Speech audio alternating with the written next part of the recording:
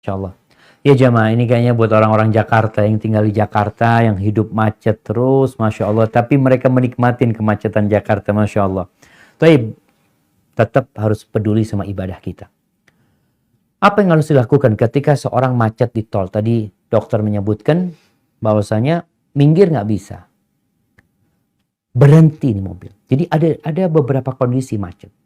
Ketika memang berhenti mobilnya itu, nggak jalan, maka sholatlah di sebelah mobil atau di dalam mobil.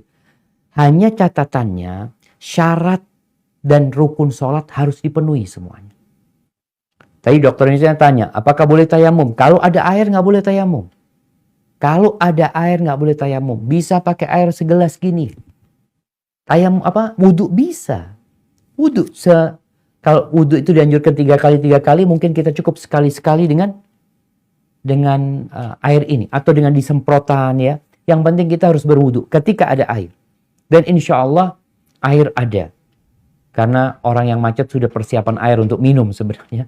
Insya Allah air ada. Itu yang pertama. Kemudian pelaksanaan sholatnya. Kalau bisa dia berdiri. Kan kondisi orang macam-macam. Ada yang punya supir. Ada yang kadang kala nggak punya supir. Tapi mobilnya berhenti. Sehingga dia bisa turun. Dia sholat di sebelah mobilnya. Kalau bisa. Ini kita bicara kalau bisa ya. Kalau nggak bisa banjir Ustadz. Bisa nggak naik kap mobilnya? Kita berusaha. Kalau nggak bisa ya udah. Allah mengatakan fattaqullaha mastata'tum, bertakwalah kepada Allah sesuai dengan kemampuan kalian. Tapi ingat tetap menghadap kiblat, cari kiblat, menghadap ke kiblat. Kalau memang nggak bisa berdiri karena kondisi tadi sholatnya dalam kondisi menghadap kiblat walaupun dalam kondisi duduk. Itu yang perlu dilakukan. Tadi dokter sempat tanya, kan nggak boleh dijamak. Sebenarnya boleh dijamak. Ketika kondisi macet itu, dokter boleh meniatkan aku jamak sama Isya. Loh, bukankah ada aturan nggak boleh kurang dari 80 km? Itu untuk qashar, dok. Qashar itu dispensasi spesial buat musafir.